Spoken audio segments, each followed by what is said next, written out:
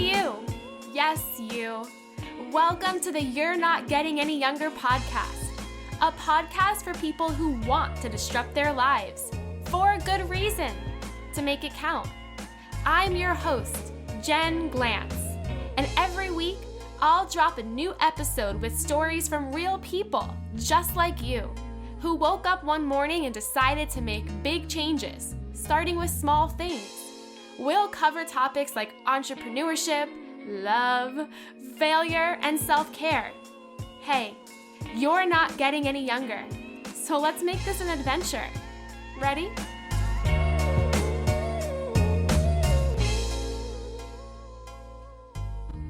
Hey, any youngers, it's me, your host, Jen Glantz, back with another episode of the You're Not Getting Any Younger podcast. How are you, my dear listeners?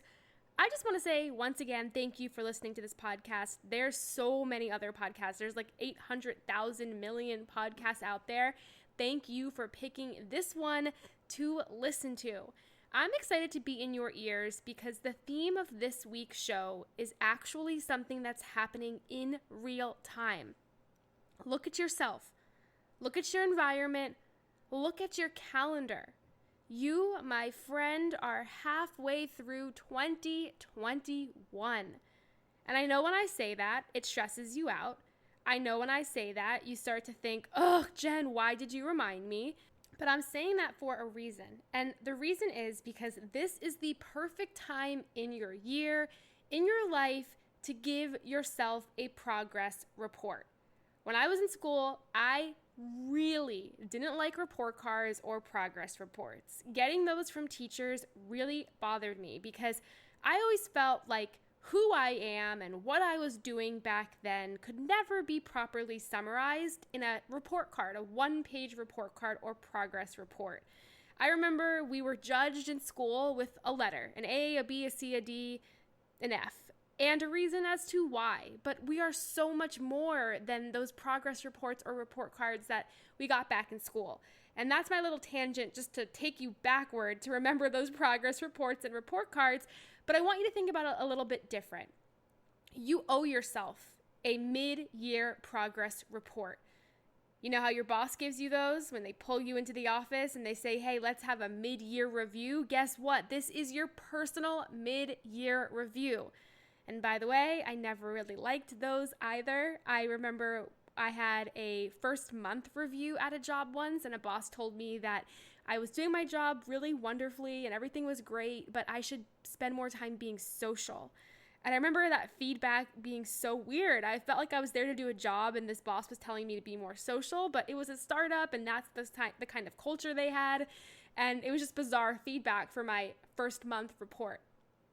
Anyway, let's talk about your progress report. It is the month of June, so here's what I want you to think about, and it's simple. This right here are a couple of simple questions that you might want to write down or replay as you go through them, but grab yourself a pen, paper, and start thinking through these questions because the sooner you can think through these questions, the more you will really be able to understand what kind of progress you've made in your year so far. This is your mid-year progress report. Number 1, what are the 3 things going well in your life right now? Let's start with the positive. What are you proud of, happy about, excited? What is going well for you? And I want you to think of these 3 things in any part of your life, from work to relationships to hobbies to self-care, any of those categories. But what are 3 things just going well for you right now? Number 2, what are 3 things that you wish you did in 2021 that you have not started yet? If you think back to January when you were making your New Year's resolutions or just thinking about how your year would go, what did you envision and have you done those things yet? I know that I look back at some of my 2021 goals and I say, wow, I haven't even thought twice about some of these things. And before I know it, if I don't put those things into action, the year is going to end. One of the biggest things I wanted to start this year was to build some sort of product. And I have an idea in mind of what I want that to be. I have a couple of different ideas of a product that I want to sell. And it's something that I think about, but I've done nothing to put things in motion. I remember in February on my to-do list, there was something around brainstorming ideas for one of the products, and I didn't even do that. And here I am thinking about, wait, that is a goal of mine for this year. And if I don't get started now, if I don't really devote the time to it, this is not a product that I can launch in 2021 when it is definitely something I wanted to do. So I ask you, what are the 3 things you wish you did in 2021 that, guess what, you have not started yet? Think about some of the things that hold you back, my friend. What are some of the toxic habits, behaviors, people in your life that you need to be a little bit more aware of? Maybe think about pushing aside. Maybe think about letting go of, because these things are taking up so much of your time and your energy and your space. The other day, Adam and I were planning out our goals for June together. And one of the goals we had is to spend less time on our phone. And that sounded like an interesting goal, and I was committed to doing it, but it really hit me when I looked at my screen time and saw that I am spending so much time on my phone every single week. My average screen time is close to 5 hours a day, and that is wild because there is so much more I want to do with my life or with Adam than just sit on our phones. And I think that a lot of that is because of TikTok and Instagram and my addiction to both of those things. But either way, that's something toxic because every time I'm looking at my phone, even if it's between doing work, my brain is not relaxing. My brain gets so tired. There's also some people in my life that I've noticed are bringing me down, and not in a way of a selfish kind of way, but with their comments or their doubts or just negative things they've said to me that rather than me stressing about it or me trying to recover the friendship, it's things I'm just trying to put aside right now so that I could really stay focused. What about you? What are those toxic things in your life you need to be aware of and address? By the end of this year, what do you want to say that you've started, you've done, you've made progress on in your life? You know, we make goals at the beginning of the year, and sometimes we make goals later on in the year, but rarely do we sit down in the halfway through the year and start to think to ourselves, what else do I want to do in 2021? When this year is over, how do you want it to be remembered? What do you want it to be remembered for? Think about this. What is making you the most unhappy? And what is something you can do about that this month to work through it? Something making me pretty unhappy is that I don't really leave the apartment very much. And I mean that on a couple of different levels. Number one, there are so many opportunities throughout the day where I can just go outside, take a 20-minute walk, sit in the sun, and I don't. There's also many times where I could do something different on the weekend other than sit in my apartment, but I don't. I can plan trips to go places now and do things, but I don't.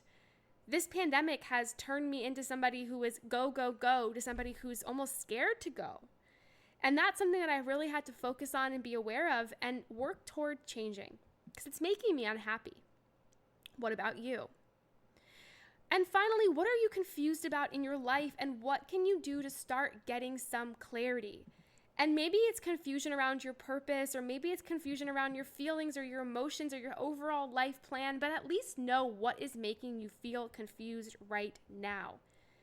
Now, as you can see, this progress report is way more than you rating how you're feeling with an A, B, C, D, or F. Instead, this is you diving really deep into some questions that we rarely ask ourselves. And if you ask yourself these questions, if you spend the time really focusing on each of these questions, I promise you the second half of your year will be more intentional, will look way different than the first half of the year.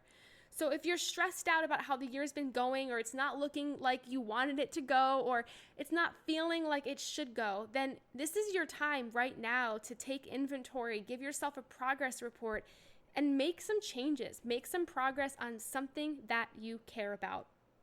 Look, we're halfway through the year. You're not getting any younger. This is your only chance at life. So what the heck are you doing with your life? And why are we wasting it on so many things we just don't care about? I challenge you to think about that. I challenge you to look at that. And I challenge you to do something about it. You deserve this halfway through 2021 progress report. Thank you for listening to this episode, my friends. As always, come hang out with us in the secret You're Not Getting Any Younger Facebook group. Make sure if you like this podcast, it would mean the world to me if you can just rate and review it on iTunes. Give it some stars, write a review. All of that means so much to me. We're inching closer to our 200th episode, and the more reviews, the better. So I just want to thank you again for listening to the show. And I, your host, Jen Glantz, will be back next week with a brand new episode. All my love. Hey you! Thank you for listening to the You're Not Getting Any Younger podcast. There are hundreds of thousands of pods out there, so thank you for listening to this one. You can find the show notes for this week's episode up on our website, anyyounger.com. Subscribe, rate, and review the You're Not Getting Any Younger podcast on iTunes so that other ears around the world can listen too.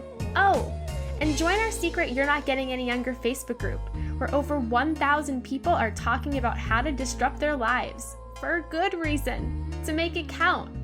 Until next week, all my love, Jen Glantz.